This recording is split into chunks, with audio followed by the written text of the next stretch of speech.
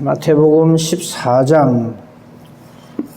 오늘 아침에는 이 세례 요한의 죽음에 대해서 좀 살펴보도록 하겠습니다. 그리고 이 세례 요한의 죽음과 우리가 흔히 오병이어의 기적으로 잘 알고 있는 5,000명을 먹이시는 이 내용과 함께 연결해서 생각을 해보도록 하겠습니다.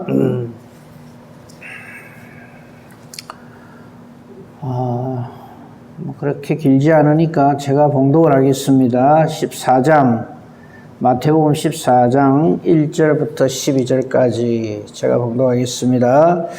그때 분봉왕 헤롯이 예수의 소문을 듣고 그 신하들에게 이르되 이는 세례 요한이라. 그가 죽은 자 가운데서 살아났으니 그러므로 이런 능력이 그 속에서 역사하는도다 하더라. 전에 헤롯이 그 동생 빌립의 아내 헤로디아의 일로 요한을 잡아 결박하여 옥에 가두었으니 이는 요한이 헤롯에게 말하되 당신이 그 여자를 차지한 것이 옳지 않다 하였음이라. 헤롯이 요한을 죽이려 하되 무리가 그를 선지자로 여김으로 그들을 두려워하더니 마침 헤롯의 생일이 되어 헤로디아의 딸이 연석 가운데서 춤을 추어 헤롯을 기쁘게 하니 헤롯이 맹세로 그에게 무엇이든지 달라는 대로 주겠다고 약속하거늘 그가 제 어머니의 시킴을 듣고 이르되 세례 요한의 머리를 소반에 얹어 여기서 내게 주소서 하니 왕이 근심하나 자기가 맹세한 것과 그 함께 앉은 사람들 때문에 주라 명하고 사람을 보내 옥에서 요한의 목을 베어 그 머리를 소반에 얹어서 그 소녀에게 주니 그가 자기 어머니에게로 가져가니라. 요한의 제자들이 와서 시체를 가져다가 장사하고 가서 예수께 아뢰니라. 아멘하고 싶지 않은 내용이지만 이 일이 실제로 일어났기 때문에 성경은 그대로 기록을 하고 있습니다. 우선 이 세례 요한의 죽음, 우리가 성경에도 보면 제목이 나와 있죠. 이 세례 요한의 죽음, 이것을 하나님 보시기에 어떠할까 하는 것을 생각해 보도록 하겠습니다. 자, 우선 1절에 분봉왕 헤롯 이렇게 되어 있어요. 이 분봉왕 헤롯은 헤롯 대왕의 아들이죠. 아들들이 여럿이 있었는데 그 중에 하나들인데 제 아버지를 똑 닮았어요. 우리가 자식들이 부모 닮는 것은 그건 어떻게 보면 당연하죠. 근데 부모가 시원찮은데 자식이 그 시원찮은 부모를 닮으면 참 골치가 아프죠. 이것도 마찬가지입니다. 제 아버지 헤롯 대왕은 예수님이 탄생하셨을 적에 예수를 죽이려고 그 베들레헴 인근에 있는 2살 미만의 남자아이를 다 죽이는 아주 포악한 짓을 행하더니 그 아들 헤롯은 그 아버지의 길을 이어서 왕위에 오르긴 올랐는데 하는 짓이 하나님 보시기에 이건 아니죠. 그 내막을 좀 살펴보도록 합시다. 우선 예수님이 이렇게 놀라운 말씀을 선포하고 놀라운 이적과 기사를 행한다는 소문을 들었어요. 그러니까 이 분봉왕 헤롯이 엉뚱한 소리를 합니다. 2절에 신하들에게 이런 말을 합니다. 이거는 세례 요한이 부활한 거다. 자기가 죽여놓고, 그렇죠? 예수님 소문을 듣고는 이건 세례 요한이다 이래 한 거예요. 그러니까 겁은 먹고 있었어요, 그렇죠? 세례 요한을 죽이고 난 다음에 그가 죽은 자 가운데서 살아났다. 안 그러면 이런 능력이 저 예수라는 사람에게서 나타날 일이 없다 이 말이죠.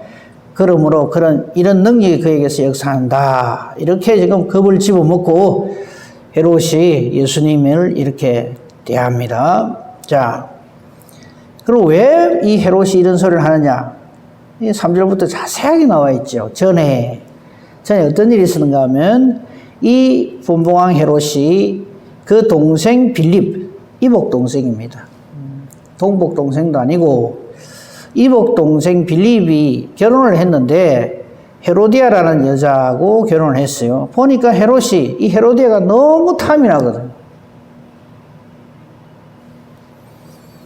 그래서 가로챘어요. 이 일에 대해서 세례 요한이 이것은 죄악이다 라고 지적을 합니다. 이 분봉왕 헤롯이 잘못한 게 한두 개겠습니까만은 세례 요한이 이에 대해서 지적을 하는 것은 이 왕이 이렇게 하면은요, 그 백성들이 처음 그것을 보고 본받거든요. 왕도 그래 하는데 이러거든요.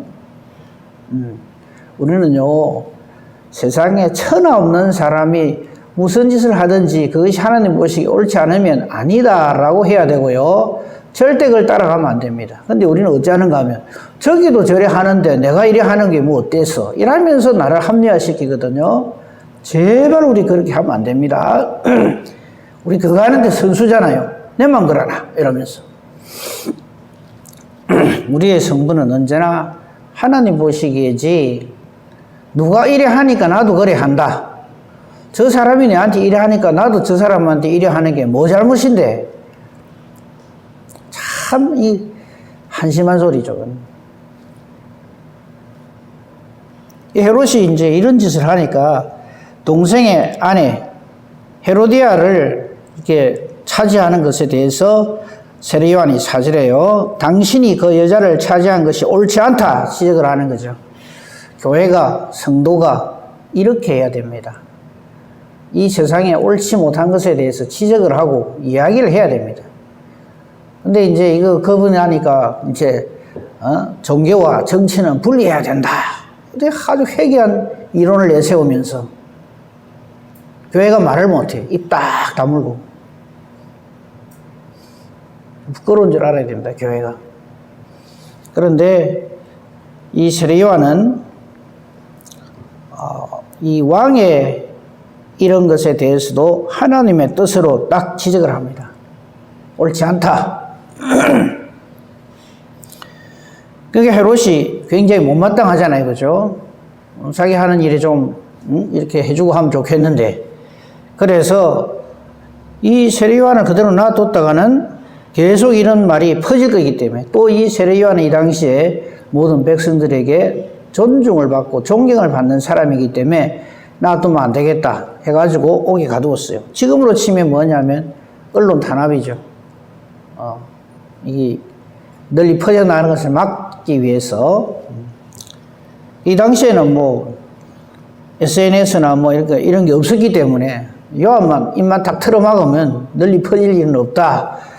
그렇게 생각한 거죠. 그러니까 이 하나님 없는 사람들이 생각하는 게 딱 요 수준입니다. 하나님 보시기에 어떤가는 생각 안 해요. 일이 이래 됐네. 그러면 이거는 요렇게 틀어막으면 문제는 잠잠해지겠지. 이렇게 생각하는 거죠. 이거 역시 참 어리석은 헤롯 왕의 모습입니다. 자, 그런데 이 세례 요한이 어떻게 죽느냐 하면요. 잘 나와 있죠.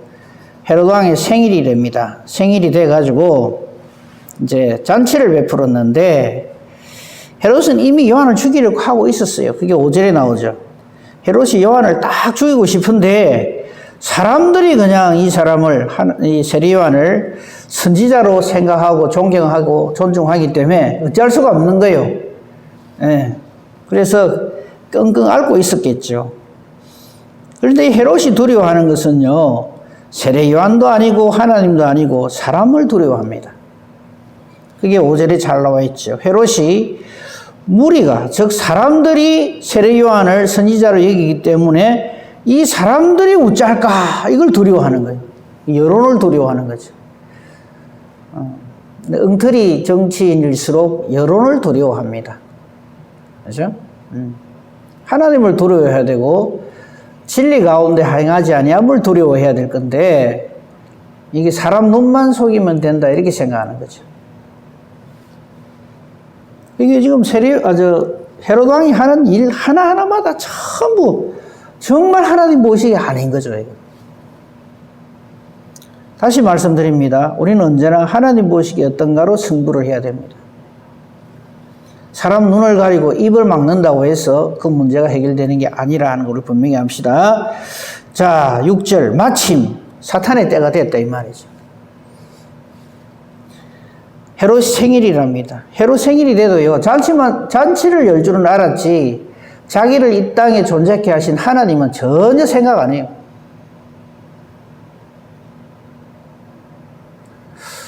저는 생일에 대해서 좀 인식이 조금 생각이 좀 다릅니다. 우리는 생일이 되면요, 자기 날인 줄 알아요. 하나님의 날이고 부모님의 날입니다. 제가 얼마 전에 생일이 지났습니다만요. 그날 기억하면서 하나님께서 목적이 있어 나를 이 땅에 보내셨다 하는 생각을 하고요. 그 다음에 우리 부모님을 통해서 이 땅에 존재하게 되었는데, 그때 우리 부모님이 얼마나 나로 인해서 수고와 고통을 겪었을까. 그런데 우리는 생일만 되면요, 참 가당찮은 짓을 하죠. 부모한테 가서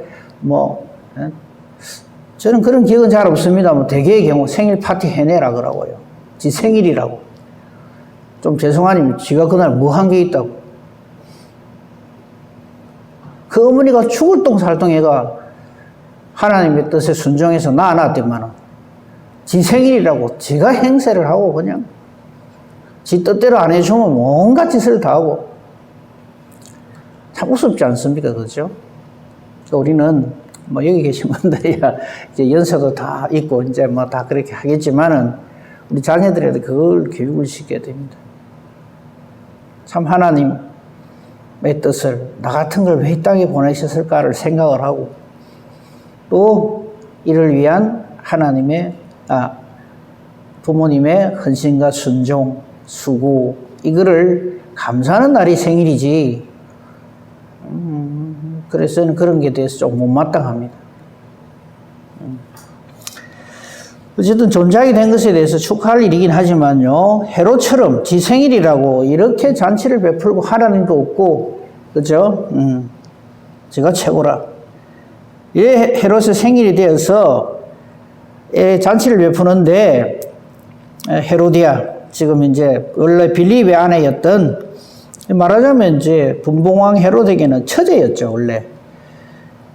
이건 이제 같이 사는 것에 대해서 이제 세리요한이 지적을 하니까 감옥에 갇혀 있는데, 이 헤로디아의 딸이 아마 이게 빌립과의 관계에서 생겨난 딸이겠죠. 춤을 추는 거예요. 헤롯 그 분봉왕 앞에서 춤을 추니까 헤롯이 좋아가지고, 이 보면 이제 술도 한잔 됐겠죠, 그죠? 기분은 좋고 이러니까 해서는 안 될 소리를, 해서는 안 될 짓을 하는 거예요. 원래 이 헤롯과 같은 이런 존재들은 항상 이런 실수 아닙니다, 이거. 사탄의 역사죠. 7절 보십시오. 헤롯이 맹세합니다. 자기 이름을 걸고, 자기 이름을 걸 게 뭐가 있어요, 그죠? 그런데 이제 왕이 랍시고, 이제 아주 기고만장 해가 호언장담을 하는 겁니다. 지 생일날 춤추고 기쁘게 해줬다고. 그 맹세의 내용인 즉슨 이렇습니다. 무엇이든지 달라는 대로 다 줄게. 이래 된 거예요. 그래서 예수님 하신 말씀이 성립을 하는 겁니다. 절대 맹세하지 마라. 네가 무슨 그거로, 하늘로도 땅으로도 무엇으로도 간에 맹세하지 말라. 대체로 보면 우리가 술이 취했거나 안 취했거나 혹이 객기를 부릴 때 보면 참 해서는 안 될 짓을 하고 헛맹세를 하고 호언장담, 기고만장, 한마디로 교만이죠. 왕이라고 뭐든지 내 원하는 대로 다 줄게 이래 된 거예요. 이 사탄의 역사하민 줄은 전혀 모르는 거죠. 그냥 기분 좋은 거죠. 내보기에 좋은 거죠. 8절, 이 기회를 놓칠 리가 없죠. 헤로디아가 딸에게 사주를 합니다. 세리요한의 머리를, 또 이것도 소반에 얹어서, 그 다음에 여기서 내게 달라 해라. 요랍니다. 그냥 세리요한의 머리를 주세요. 이래 하면은 차일피일 미룰 수 있거든요. 딱 그거까지 차단을 해갖고, 그것도 소반에 얹어서 달랍니다. 참 못됐죠. 악하고. 이 춤의 대가입니다. 그 에미의 그 딸 아니겠어요?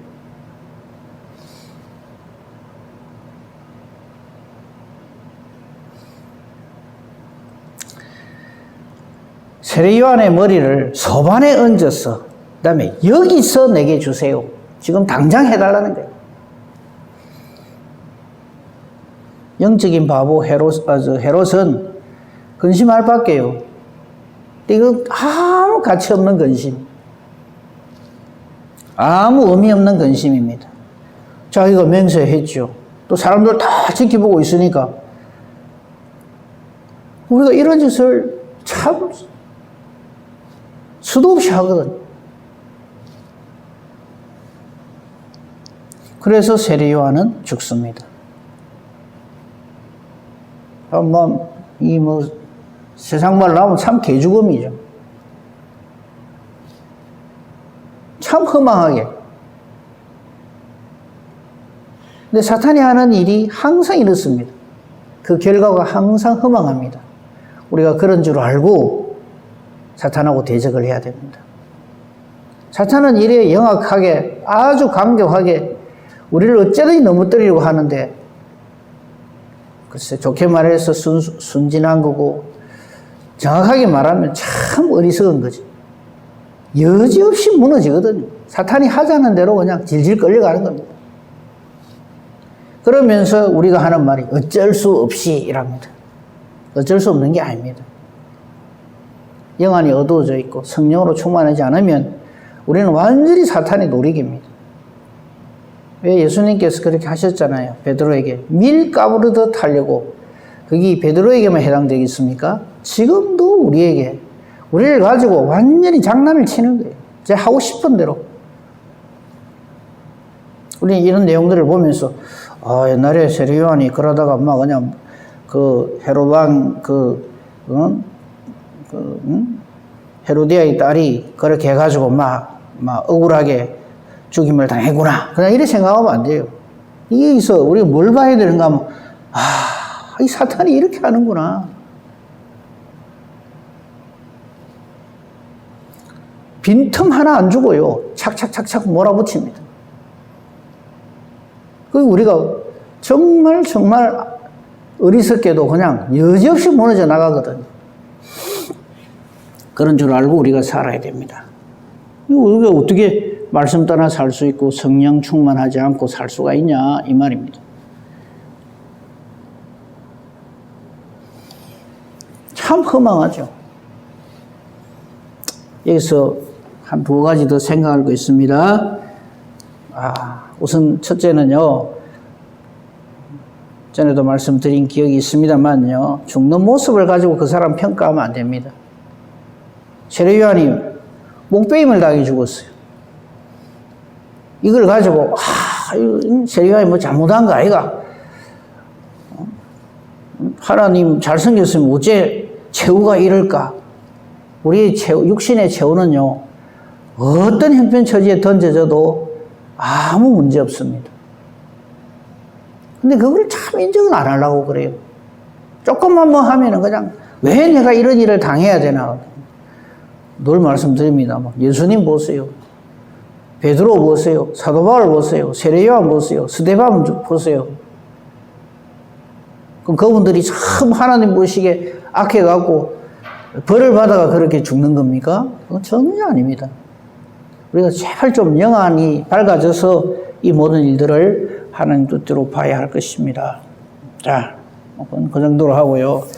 저는 이 세례 요한에 대해서 이 성경이 어떻게 증거를 하고 있는가 그 부분을 다시 한번 조명해 보겠습니다. 요한복음 1장 보십시다. 요한복음 1장은 정말 귀한 말씀이죠. 이 요한복음 1장 전체가 정말 우리 놓쳐서는 절대 안 되는 말씀들로 꽉 차 있죠. 그죠? 예수님에 대한 확실한 증거를 하나님께서는 이 사도 요한을 통해서 우리에게 정확하게 증거를 합니다.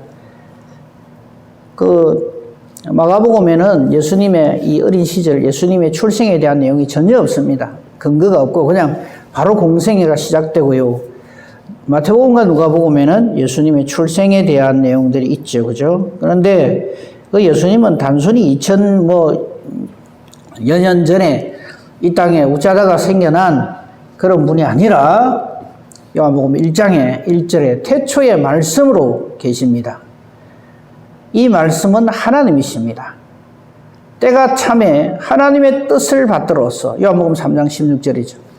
우리를 너무나 사랑하셔서 우리를 구원하시기 위해서 하나님의 뜻을 받들어 이 땅에 오셨어요. 그 말씀이 1장 1절부터 쭉 5절까지 나와 있죠. 그런데 예수님이 즉 빛이 이 땅에 왔지만 세상은 몰라요. 이럴 때 하나님은 우리를 사랑하셔서 우리에게 이 예수님을 증거할 자를 보내주셨으니 그가 바로 우리가 지금 살핀 세례 요한입니다. 그게 6절이죠. 하나님께로부터 보내심을 받은 사람, 그의 이름은 요한이라 세례 요한이죠. 이 세례 요한을 하나님이 보내신 이유는 예수님께 대한 증언입니다. 세상은 모르니까, 이 예수님이 누군지 모르니까. 이 세례 요한이 와서 빛에 대해서 증거하고 많은 사람들이, 모든 사람이 자기로 말미암아 예수님을 믿게 하려고 그렇게 하나님 보내주셨어요. 그런데 이렇게 보냄을 받은 세례 요한을 헤롯 왕은 어떻게 합니까? 죽이고 있어요. 거기에 조명을 좀 해보자 이거지. 말도 안 되는 짓을 하나님이 없는 사람들은 눈도 까딱 안 하고 합니다.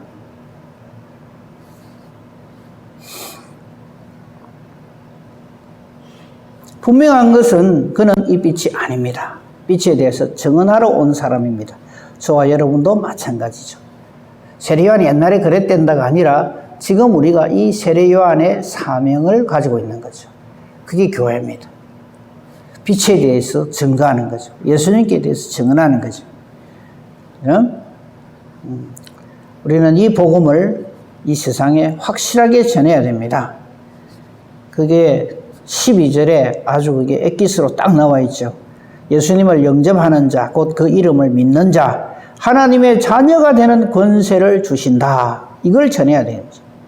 근데 이거는 사람의 어떠함으로 되는 게 아니다 이거죠. 그게 13절이죠. 혈통, 육정, 사람의 뜻, 좋은 집안에서 태어났거나 내가 반드시 하나님 자녀가 되고 말 거야 라든지 사람의 뜻, 의지, 생각으로 되는 게 아니라 오직 하나님께로부터 난 자들, 하나님께로 난 자기 때문에 하나님을 뭐라 불러요?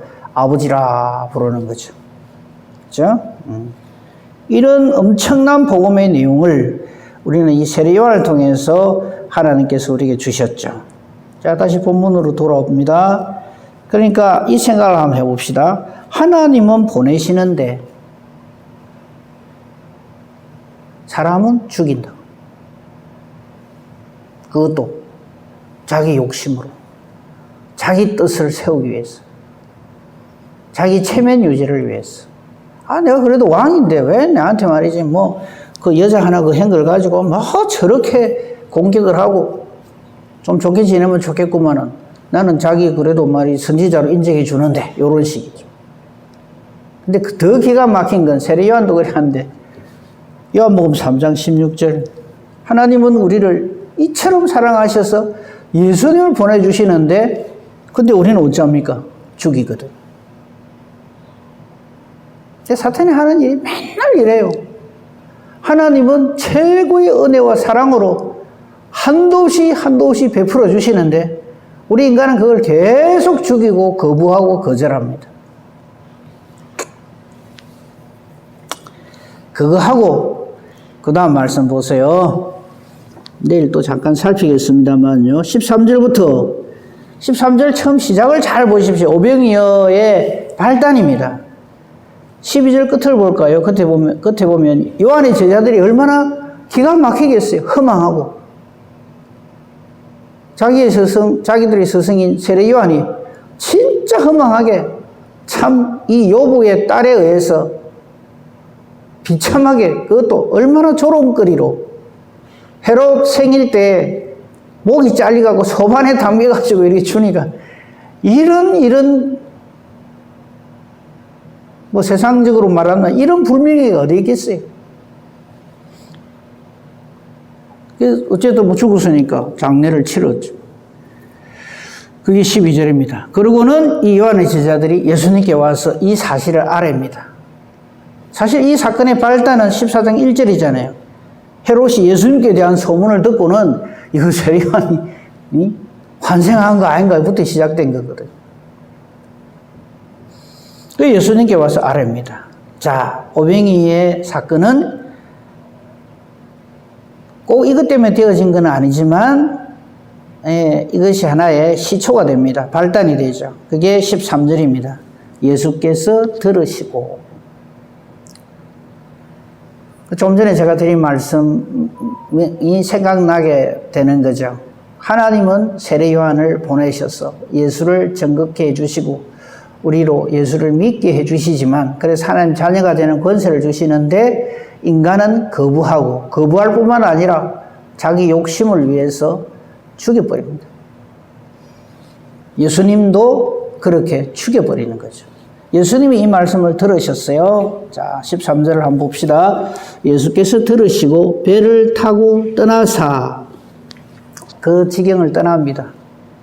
그리고는 따로 빈들에 가시니, 저는 이때 이 예수님의 심령이 어땠을까를 생각해 봅니다. 세례 요한은 자신의 증거자잖아요. 근데 소문을 딱 들어보니까 참 진짜 기가 막히게 허망하게 육신의 마지막을 맞이했다는 말을 듣고 예수님이 따로 덜에 가셨다고 되어 있어요. 기도하러 가셨겠죠. 이 세상의 완악함을 예수님은 다시 한번 직접 이렇게 경험하시는 거죠. 그런데 그 다음 사건이 뭐냐니까, 사람들이 예수님이 배를 타고 저 따로 빈들에 가 계신다. 그 빈들이란 말은 무슨 말입니까? 무슨 사람들이 없는 곳, 광야란 뜻이잖아요. 거기는 무슨 마을도 없고 상점도 없고 식당도 없고 아무것도 없는 그 빈들까지 이 무리들이 듣고 예수님을 찾아오는 거예요. 여러 거울로부터 걸어서 따라온 거예요. 자, 한번 생각해 보세요.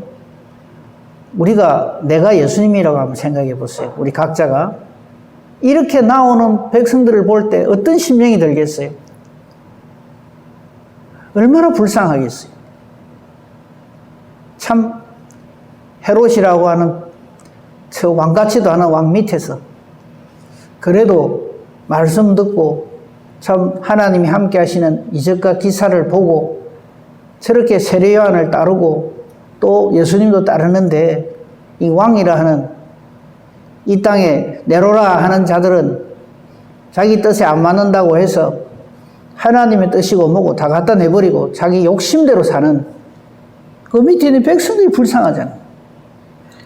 그 무리들은 그래도 예수님이라고 다 찾아오는 거예요. 그러니까 오병이의 기적을 왜 안 하시겠어요? 그 24절입니다. 예수께서 나오사 큰 무리를 보시고 불쌍히 여기사. 이게 오병이의 이유입니다. 근데 우리 인간들은 또 제 잘난 맛으로 그거 진짜 믿을 수가 있나, 어린아이 도시락 하나 가지고 무슨 5,000명을 먹여, 거짓말도 잘하고, 이런 식으로 또 하나님의 역사하심을 또 망가뜨리거든요. 훼손하고. 그 이야기를 하고 싶습니다, 저는. 예수께서 나오사 큰 무리를 보시고 불쌍히 여기셔서 그 중에 있는 병자들은 다 고쳐 죽어요. 때가 됐어요. 빈들입니다. 제자들은 또 상황 설명을 합니다. 아이고, 이거 먹을 것이 없는데 이거 어째 다 먹이려고 그럽니까? 이에 대한 자세한 내용은 내일 또 다시 좀 보도록 하겠습니다. 예수님이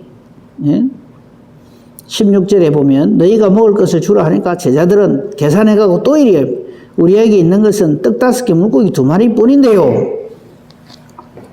내게 가져오라. 이게 줄 치십시다. 내게 가져오라. 내게 가져오라. 어떤 문제든지 간에, 어떤 상황이든지 간에 하나님께, 우리 주님께 가져갑시다. 내가 안 된다고 해서 하나님이 안 되면 그건 하나님 아니죠. 그래서 제가 늘 말씀드린 하나님 하신 일 중에 그래 그거는 뭐 그래도 되지 그래요. 이해가 되는 거 있거든. 단 한 가지라도 있거든. 한번 얘기해 보세요. 태양을 멈춰버립니다. 바다를 갈라버립니다. 오병이의 기적 이거는 그게 비하면 좀 죄송한 표현 아무것도 아니죠. 그런데도 우리는 지금 또다시 하나님을 의심합니다. 지금 일이 이랬는데 상황이 이랬는데 우리 죄인들은요 항상 하나님보다 상황을 더 믿어요. 이런 상황인데 뭐가 어찌 된단 말이고 이런 식으로. 그게 불신이고 그게 믿음 없음입니다. 오늘 우리는 세례요한의 죽음을 통해서 몇 가지 좀 우리 인간의 죄악됨, 영 아닌 모습 이런 것들을 좀 살폈습니다. 우리 어떤 경우라도 제발 말씀보다 앞서가지 말고 기도보다 앞서가지 말고 내가 중심에 대해서 하는 모든 것을 회개하고 하나님을 중심으로 해서 모든 것을 하나님 뜻대로 잘 해결해가는 복된 저와 여러분이기를 우리 주님의 이름으로 축복하며 축원합니다. 아멘. 하나님 아버지 감사합니다. 주의 날을 은혜 가운데 지내게 하시고 또 새날을 주셨습니다. 설 명절 연휴라 해서 우리는 또 이 세상 풍습을 따라 참 하나님 모시기 가정한 일들을 하면서 또 각자가 자기 인생의 모든 중심이 되어서 죄를 먹고 마시고 살아가는 그런 저희들입니다. 우리를 불쌍히 여겨 주시옵소서. 세례요한을 보내도 죽여버리고 예수님을 보내도 죽여버리고 자기가 하나님이 되어서 자기 생각이 하나님의 생각처럼 그렇게 호도하면서 믿음 없는 못된 짓들을 수도 없이 해대는 저희들입니다. 그러나 우리에게는 불쌍히 여김을 주시고 말씀을 주시고 깨닫게 하시고 성령으로 붙들어 주셔서 하나님 말씀대로 하나님 뜻대로 살기를 더 좋아하는 사람 삼아주심을 감사합니다. 오늘도 이 복음을 알지 못하여서 믿지 못하는 자들에게 예수의 성인된 저희들 되게 하소서. 세례요한의 심령을 닮아서 하나님을 전하고 하나님의 뜻대로 그렇게 살아가는 저희들 되게 하여 주시옵소서. 그래서 우리가 기도하는 것이 하나님의 뜻이 되기를 원합니다. 내 생각을 원하는 것이 아니라 하나님의 뜻이 이러함을 알고 그 하나님 뜻대로 기도하는 저희들 되게 해 주시옵소서. 범사가 하나님의 뜻과 같기만을 간절히 소망합니다. 기도하는 것이 하나님 뜻과 같기에 하나님이 기뻐 응답해 주시는 능력의 기도, 의인의 간구 되게 하소서. 범사 대소사 오직 주님 손에 부탁합니다. 감사하며 우리 주 예수 그리스도 이름으로 기도합니다. 아멘.